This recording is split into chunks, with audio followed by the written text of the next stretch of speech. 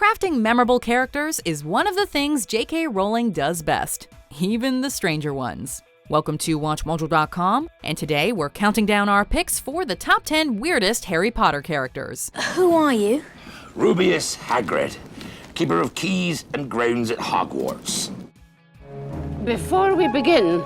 Still waiting on your Hogwarts letter? Then be sure to check out our network-wide Harry Potter week from the 12th to the 18th. In the lead-up to Fantastic Beasts: The Crimes of Grindelwald, Ms. Mojo, WatchMojo, and WatchMojo UK will be releasing a whole slew of new videos about your favorite boy wizard and all the fantastic beasts your non-muggle heart desires, such as Ms. Mojo's top 10 Harry Potter actors who were replaced in the sequels. When in doubt, I find retracing my steps to be a wise place to begin. And WatchMojo UK's top 10 fantastic beasts in the Harry Potter universe. Can we panic now? For this list, we're counting down the strangest, quirkiest, and most incomprehensible characters in the Potterverse. Oh, that's what he did. The other boy. Number 10. Mr. Ollivander. One of the first wizards Harry meets when he goes to Diagon Alley is the owner of the wand shop, Mr. Ollivander. I wondered when I'd be seeing you, Mr. Potter. He's full of cryptic sayings, behaves in a bit of a manic fashion, and looks at Harry way too closely. Then again, spending your days surrounded by wands with no coworkers to talk to is probably enough to make anyone a little batty. Not to mention the fact that his store probably only has business in the lead up to the new school year, so this guy likely has a lot of alone time. He who must not be named did great things. Terrible. Yes, but great. Number 9. Arabella Fig.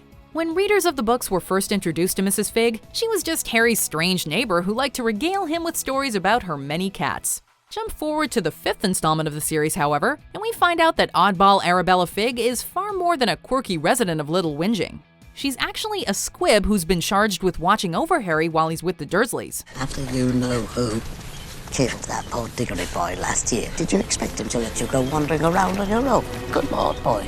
They told me you were intelligent. A squib is a person who is born to at least one wizarding parent, but possesses no magical abilities themselves, and often end up as outcasts in the wizarding world. Perhaps that explains why Mrs. Fig seems slightly off her rocker. What did they look like?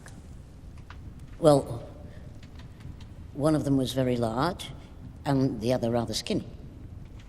Not the boys, the Dementors. Number 8. Hagrid. He may be one of the most beloved characters J.K. Rowling ever created, but he definitely has his eccentricities. Shouldn't have said that. I should not have said that. Hagrid is loyal, caring, and will do anything for the people he loves, but he sometimes gets sidetracked by his main hobby, taking in the occasional magical creature. Oh, bless him, look, it knows his mummy. Hello, Norbert. Don't get us wrong, if they were Nifflers, Bowtruckles, or Kneazles, it'd be a totally different story, but his proclivity for animals that err on the big and dangerous side is what gets him into trouble. Seriously, who wants an acromantula for a pet? Seriously misunderstood creatures spiders are. It's the eyes, I reckon, they unnerve some folk.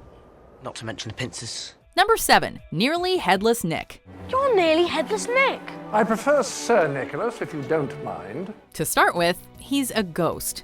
But even as far as ghosts go, this character is a pretty strange one.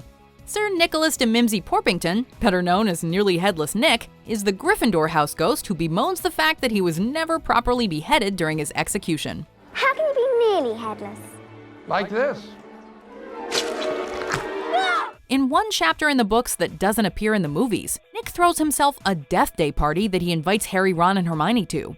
There, he tries to impress the members of the Headless Hunt that he's worthy of inclusion in their group. An improperly beheaded ghost still seeking the approval of his peers? How delightfully odd. Number 6. Albus Dumbledore. You seem to be laboring under the delusion that I'm going to... What was the phrase? Come quietly. Well, I can tell you this. I have no intention of going to Azkaban. He may be headmaster of Hogwarts, chief warlock of the Wizengamot, supreme mugwump, and the most powerful wizard of his time, but he's still a total weirdo. But I think I could be safe with a nice toffee.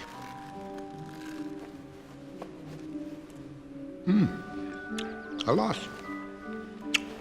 Earwax. Albus Dumbledore is about as quirky as they come, and neither of the actors who portrayed him in the films quite captured the character's full range of idiosyncrasies. Oh, to be young and to feel love's keen sting. Whether it's his love of muggle sweets, his hilarious commentary on his students' love lives, or his bad luck with Bertie Bott's every flavor beans, Dumbledore's oddities are what make him one of the series' greatest characters. You may not like him, Minister, but you can't deny Dumbledore's got style. Number 5. Moaning Myrtle. I wouldn't expect you to know me. Who would ever talk about ugly, miserable, moping, moaning Myrtle?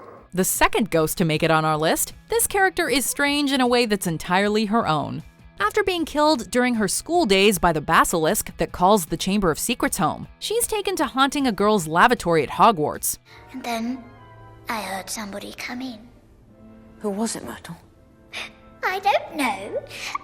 I was distraught. When she first meets Harry, Ron, and Hermione, she takes a liking to the boys and ends up meeting Harry again 2 movies later, startling him in a spectacular way. Myrtle. Oh, hello, Harry. Oh, long time no see. Like many of the characters we've talked about, we're guessing that loneliness is the main cause of Myrtle's oddities. Number 4. MadEye Moody.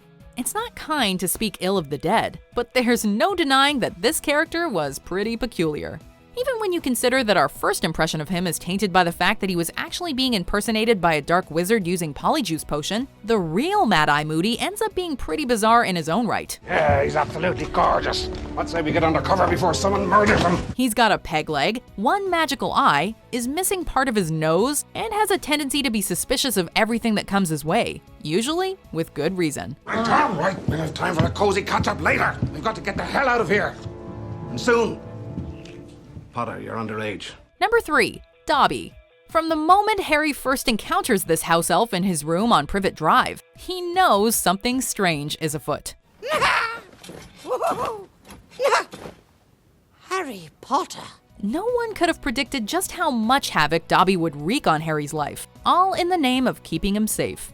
Dobby only wants Harry Potter to be safe. You know he only has good intentions once you understand his motivations, but that doesn't stop him from being totally outlandish most of the time. He doesn't want to have more than 1 day off a week, and also has a deep love for socks, but God forbid they actually match. Master has presented Dobby with clothes. Dobby is free.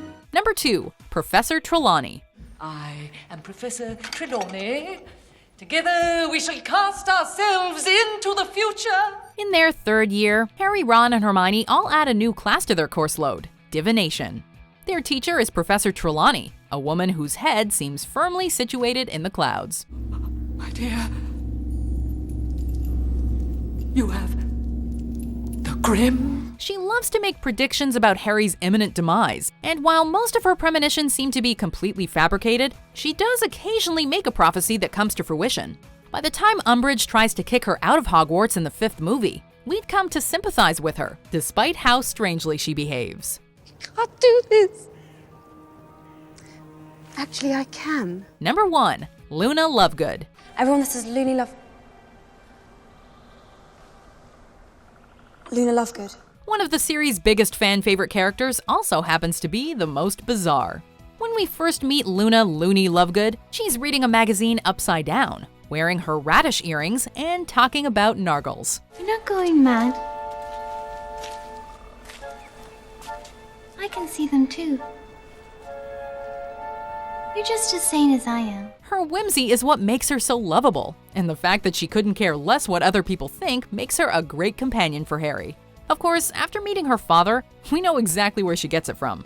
She never takes things too seriously, and above all, she'll do anything for her friends. Stay weird, Luna. We wouldn't want it any other way. Unfortunately, all my shoes have mysteriously disappeared. I suspect nargles are behind it.